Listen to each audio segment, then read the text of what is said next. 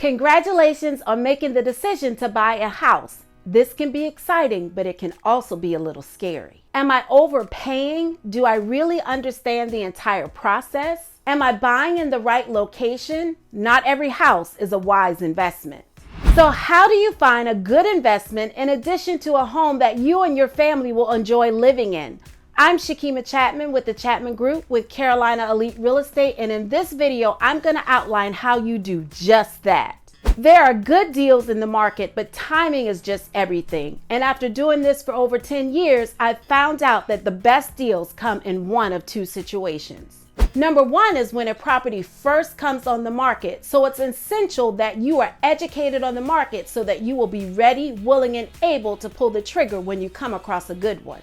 The second situation is when you catch a seller just before they're about to reduce their list price. I have a way of finding out when a seller is about to reduce their price so you can make an offer on it before anyone even knows about it. And when you don't have any competition, you win. So I wanted to lay out exactly how this strategy works, and I wrote all about it on my website. Buying a new home doesn't have to be stressful, and yes, you can make a wise decision just by following these two strategies.